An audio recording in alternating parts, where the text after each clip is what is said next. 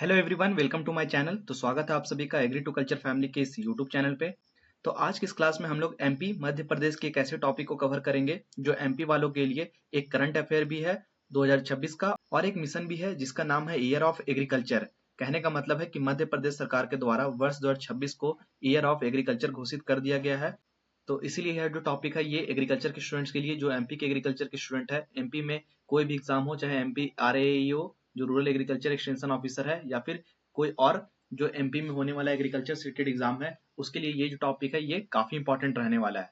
तो उसी को हम लोग यहाँ पर डिस्कस करेंगे। तो जानेंगे यहाँ पर कि इसको क्यों घोषित किया गया, एग्रीकल्चर ईयर क्यों रखा गया, यहाँ पर इसका मुख्य उद्देश्य क्या है, मेन ऑब्जेक्टिव, फीचर्स को समझेंगे, इंपॉर्टेंट फैक्ट्स को जानेंगे, और इस तरीके से ये जो मिशन है या फिर जो एग्रीकल्चर ईयर है इसको हम लोग अच्छे तरीके से इस क्लास में समझेंगे। तो चलते हैं आज की क्लास में।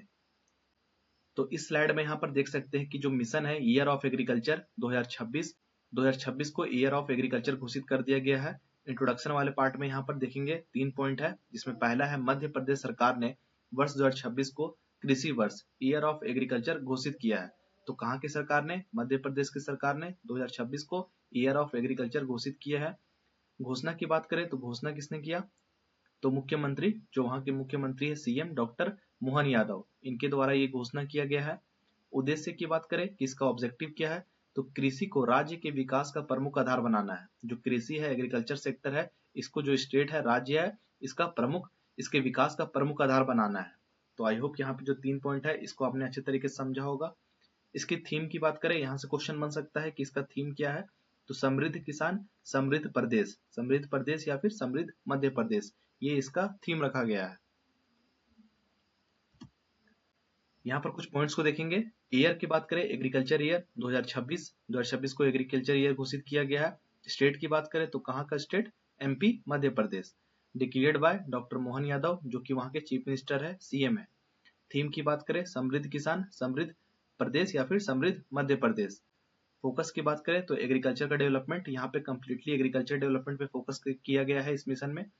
टाइप की बात करें तो ये एक एग्रीकल्चर मिशन है, ये कोई डीबीटी योजना नहीं है, ये एग्रीकल्चर मिशन है जो कि आपको सालों भर देखने को मिलेगा।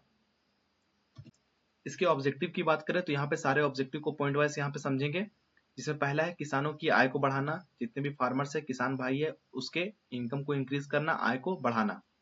कृषि उत्पादन बढ़ाना, जो एग्रीकल्चर प्रोडक्टिविटी है उसको इंक्रीज करना। आधुनिक कृषि तकनीक अपनाना, जितना भी मॉडर्न मैकेनाइजेशन है, मॉडर्न जो एग्रीकल्चर का तकनीक है, टेक्निक है, इसको अपनाना है। प्राकृतिक खेती, नेचुरल फार्मिंग को बढ़ावा देना है। जैविक खेती, ऑर्गेनिक फार्मिंग पे फोकस करना है। कृषि निर्यात बढ़ाना, जो एक्सपोर्ट है एग्रीकल्चर का, इसको इंक्रीज करना है। कृषि प्रसंस्करण, जो फूड प्रोसेसिंग इंडस्ट्री है, इसको डेवलप करना है। सिंचाई का विस्तार करना है, इरिगेशन को फैलाना है।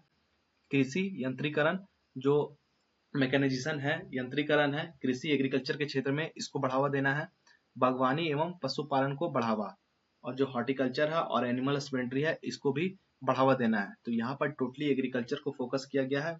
मेन ऑब्जेक्टिव ही इसका है कि फार्मर्स और एग्रीकल्चर ये दोनों सेक्टर को बढ़ाना है। उसके बाद है मेन फोकस एरिया। तो किस किस एरिया को फोकस किया गया है इसके अंदर? जिसमें पहला है क्रॉप डाइवर्सिफिकेशन। कहने का मतलब है कि धान गेहूं से हटकर जितने भी सीरियल्स है, इससे हटकर यहाँ पर जो फ्रूट क्रॉप है, वेजिटेबल्स है, पल्सेस है, ऑयलसीड्स है, मेडिसिन प्लांट है, इन सब पे फोकस करना है। फ्रूट का कल्टीवेशन करना है, वेजिटेबल को बढ़ाना है, पल्सेस का यूज करना है, पल्सेस का कल्टीवेशन करना है। तो इन सबको भी यहाँ पे ध्यान में रखना है, इसका भी कल्टीवेशन करना है।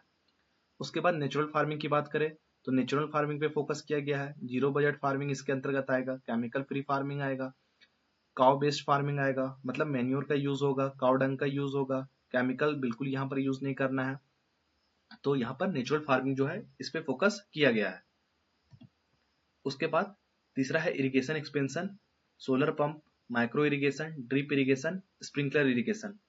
तो यहाँ पर आप देख सकते हैं कि सोलर, माइक्रो, ड्रिप, स्प्रिंकलर, ये सारे इरिगेशन को यहाँ पे बढ़ावा मिलने वाला है इस मिशन के तहत, एग्रीकल्चर ईयर के तहत।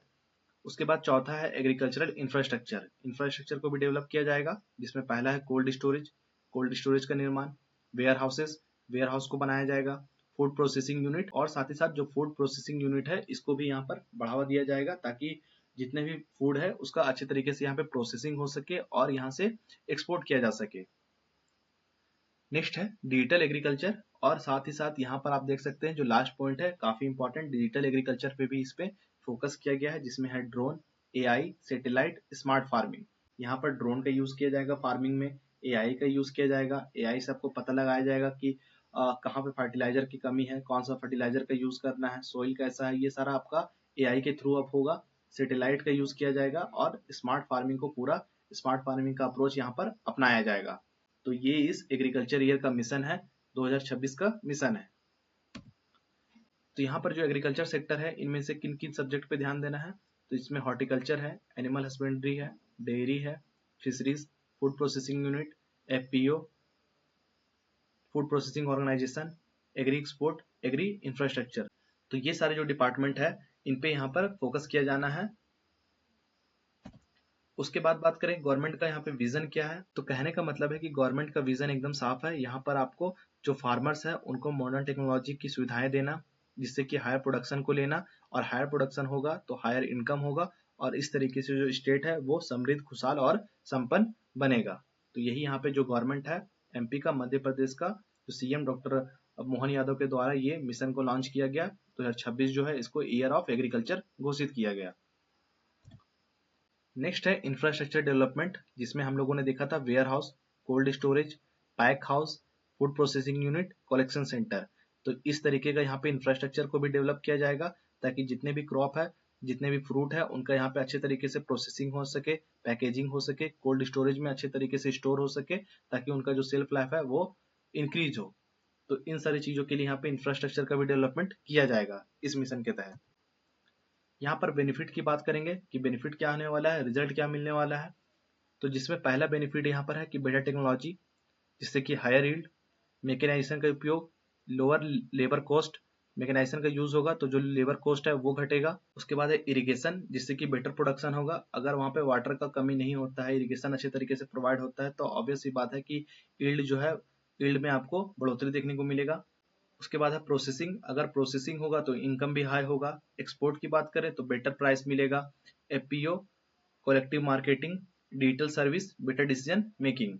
तो यहाँ पर इस तरीके से बेनिफिट मिलने वाला है, और इसका रिजल्ट जो है वो आपके सामने यहाँ पर आप देख सकते हैं। तो ये इस मिशन के अंतर्गत है, 2026 एग्रीकल्चर ईयर के तहत है, जो कि एमपी वालों के लिए काफी इंपॉर्टेंट है। यहाँ से आपके एग्जाम के लिए क्वेश्चन बन सकते हैं। तो थैंक यू आप सभी का क्लास में बने रहने के लिए, क्लास को एंड तक देखने के लिए। तो जितने भी एग्रीकल्चर के स्टूडेंट हैं, जो एमपी के स्टूडेंट हैं, उनके लिए इंपॉर्टेंट क्लास था। आई होप आपको वीडियो पसंद आया होगा, तो वीडियो को लाइक कीजिए और चैनल को सब्सक्राइब जरूर कीजिए। Thank you.